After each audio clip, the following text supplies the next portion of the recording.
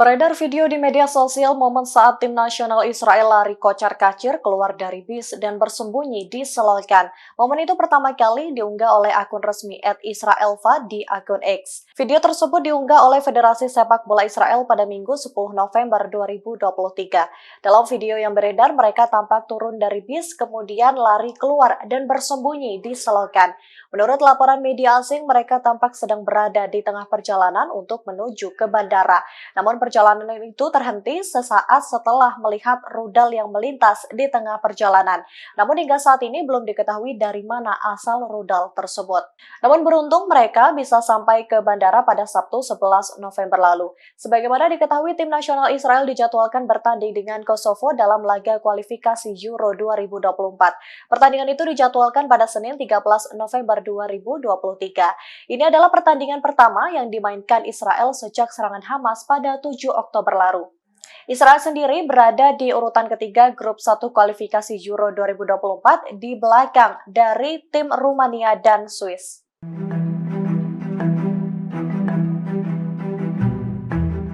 Baru-baru ini seorang tentara Israel dengan bangga mengibarkan bendera pelangi di wilayah Gaza. Diketahui bendera pelangi ini merupakan simbol cinta pada sesama jenis yang jelas bertentangan dengan undang-undang anti-gay dan retorika yang diberlakukan di wilayah tersebut. Kabar ini lantas menuai kecaman dari pemerintah Hamas.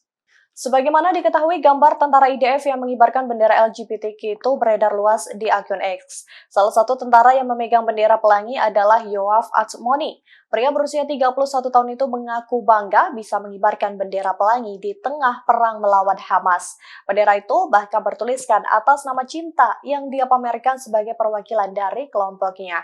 Atzmoni mengaku menuliskan pesan itu sebagai balasan ucapan pasukan Hamas yang menuliskan kalimat syukur di dinding rumah.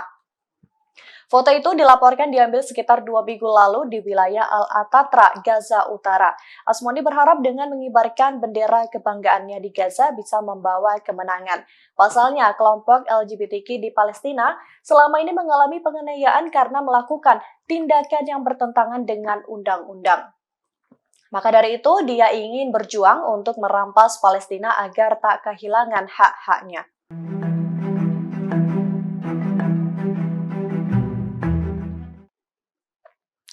Perlawanan Hizbullah semakin mengganas di Gaza menghadapi pasukan pertahanan Israel dalam beberapa hari terakhir. Terbukti jumlah korban tentara Israel yang tewas pun semakin bertambah. Lusinan kendaraan tank lapis baja yang handal pun seketika jadi rongsokan. Pasukan pertahanan Israel atau IDF diperkirakan telah kehilangan 88 unit dari 383 tank dan kendaraan tempur hingga pengangkut personil lapis baja. Militer Israel mengklaim berhasil membuat kemajuan penting dengan membagi Gaza menjadi 2 bagian, yakni di utara dan selatan. Namun hal tersebut sejauh ini tak bisa dibuktikan. Pasalnya justru serangan Hizbullah yang semakin memanas membuat pasukan IDF jadi kewalahan. Setidaknya sebanyak 46 tentara Israel tewas dalam serangan melawan Hamas di Gaza.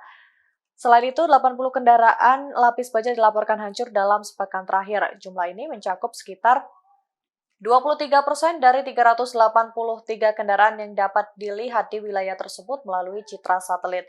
Dampak kerugian Israel di jalur Gaza pun semakin meningkat setelah unit anti-tank Hizbullah secara khusus berfokus pada kendaraan tank Zionis. Mereka menggunakan senjata anti-tank yang jauh lebih canggih dibandingkan dengan yang dimiliki milisi Palestina, sehingga jumlah kendaraan lapis baja Israel pun semakin sekarat.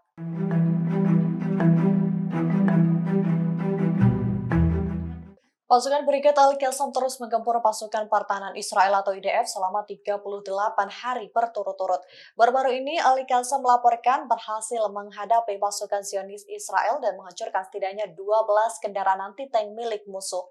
Serangan ini dilakukan pada Senin 13 November 2023 yang menargetkan 12 kendaraan Zionis yang berada di jalur Gaza.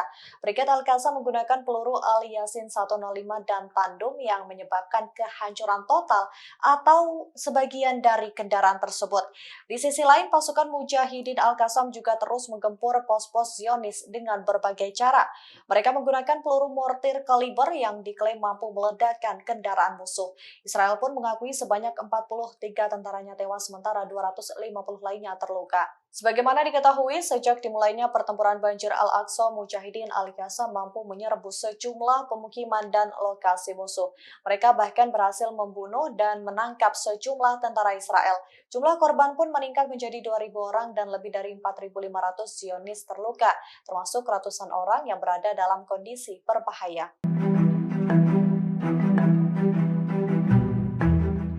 Seorang tentara wanita Israel bernama Barkitsi Matania Artsi dikabarkan tewas dalam pertempuran di jalur Gaza. Barkitsi ini diduga merupakan keponakan dari istri Perdana Menteri Benjamin Netanyahu yang terbunuh akibat serangan mengganas Brigade Al-Qassam. Kematian tentara IDF wanita ini semakin menambah jumlah korban pasukan Israel yang tewas di jalur Gaza, sekaligus menjadi orang kedua dari keluarga Perdana Menteri Benjamin yang tewas. Sebelumnya, seorang tentara Israel lainnya bernama Kapten Yair Edo Netanyahu yang dilaporkan tewas dalam pertempuran sengit melawan Hamas di Gaza. Kapten Yair disebut sebagai keponakan dari Benjamin. Dia tewas terbunuh karena ditembak sayap militer Hamas Brigade Izzedin Al-Qassam. Sementara Barkitsi Mataya adalah tentara wanita yang ikut berperang di jalur Gaza. Dia disebut sebagai keponakan dari istri Perdana Menteri Israel Benjamin Netanyahu, Sarah Artsi. Ia tewas dalam pertempuran melawan pasukan Brigade Al-Qassam di jalur Gaza.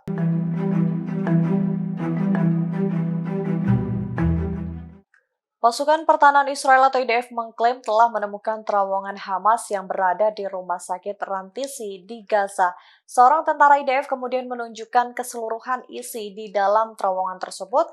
Salah satunya dia menemukan daftar nama sandera Hamas yang belakangan diketahui hanyalah sebuah kalender. Dalam video yang diunggah di akun X resmi @Israel menunjukkan bagaimana tentara IDF berhasil masuk ke terowongan yang berada di rumah sakit Rantisi di Gaza. Di dalam sana, dia menemukan berbagai peralatan operasional Hamas termasuk rompi peledak, granat, senapan, dan RPG. Selain itu, dia juga menunjukkan beberapa ruangan yang berada di bawah terowongan, seperti toilet, dapur kecil, ruang pertemuan, dan lain sebagainya. Kemudian dia juga menunjukkan sebuah kertas yang diklaim berisi nama sandera Hamas yang ditulis dalam bahasa Arab di dinding. Namun hal tersebut langsung dibantah oleh pemeriksa fakta Mohammed Zubair. Dia mengatakan bahwa kertas tersebut bukan bertuliskan daftar nama sandera, melainkan hanyalah kalender. Israel juga mengklaim pasukannya mengangkut inkubator dari rumah sakit di Gaza ke Al-Shifa, namun kemudian menghapus postingan tersebut di media sosial. Dalam postingan terbarunya, mereka mengaku sedang dalam proses mengkoordinasikan pemindahan inkubator dari sebuah rumah sakit di Israel ke Gaza. Rumah sakit telah menjadi titik fokus terbaru perjuangan Israel Hamas di Gaza.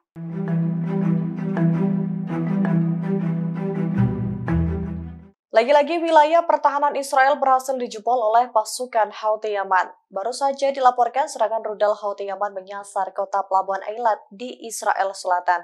Hal ini diketahui dari unggahan video saluran berita Israel N12 di akun X. Dalam video yang beredar terlihat kepulan asap membumbung tinggi ke atas. Namun hingga saat ini belum ada informasi apakah ada korban yang terluka dalam serangan kali ini. Diduga serangan ini dilakukan oleh kelompok Houthi Yaman. Pasalnya dalam beberapa hari terakhir, Houthi Yaman meningkatkan serangannya di wilayah Israel. Dalam serangan kali ini, sirene serangan udara diaktifkan di daerah tersebut. IDF mengatakan sedang menelusuri penyebab pastinya. Beberapa waktu lalu, Houthi Yaman juga diketahui berhasil meluncurkan drone tanpa awak yang menembus wilayah Eilat. Serangan ini menyebabkan kerusakan parah di daerah sekolah.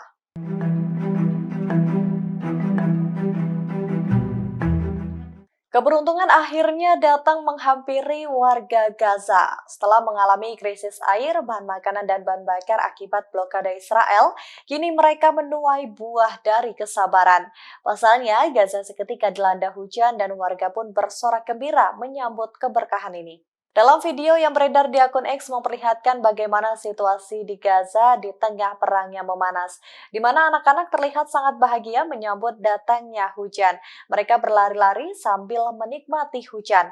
Mereka bahkan menampung air hujan itu dengan beberapa wadah untuk memenuhi kebutuhan sehari-hari.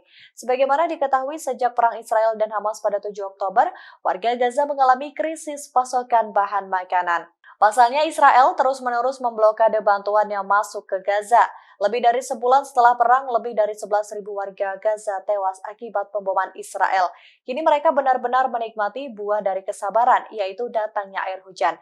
Namun banyak tenda yang tidak mampu menahan dingin dan hujan karena konstruksi yang buruk. Ribuan warga Gaza pun mencari perlindungan di rumah sakit, sekolah, dan kamp darurat yang penuh sesak. Mereka terpaksa harus berbagi tempat yang sempit ketika cuaca dingin mulai datang.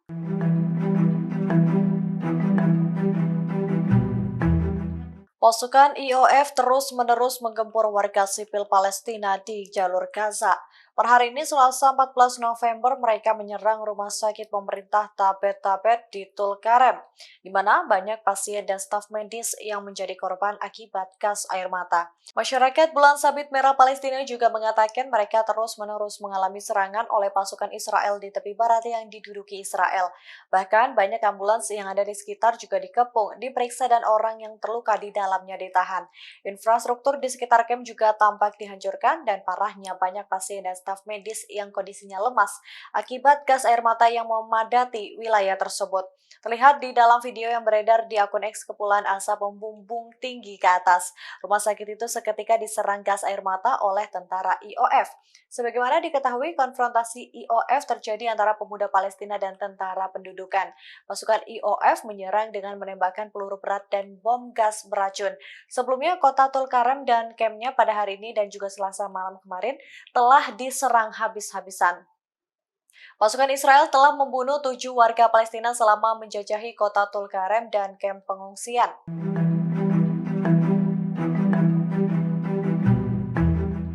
Pasukan Pertahanan Israel atau IDF merilis rekaman baru saat mereka diserang oleh pasukan Hamas saat sedang bersantai.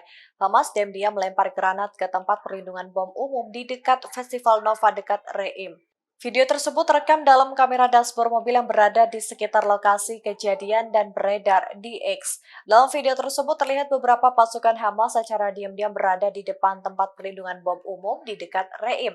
Mereka kemudian melemparkan granat ke dalam ruangan tersebut. Setelah itu terlihat ada satu orang yang keluar dan berlari kocar-kacir. Dikutip dari The Times of Israel, orang-orang yang ada di dalamnya juga terdapat tentara Israel yang tak bersenjata. Diketahui Sarsan Staf Aner Eliakim Sapiro yang berada di dalamnya melemparkan kembali 7 granat. Setidaknya 7 orang yang mengungsi di dalam shelter dikabarkan selamat. Sebagaimana diketahui sebelumnya, sebanyak 1.400 orang di Israel dikabarkan tewas sejak 7 Oktober 2023. Namun jumlah itu direvisi menjadi 1.200 orang. Beberapa lebih dari 240 orang dikabarkan menjadi tawanan Hamas. Download Tribun X sekarang, menghadirkan lokal menjadi Indonesia.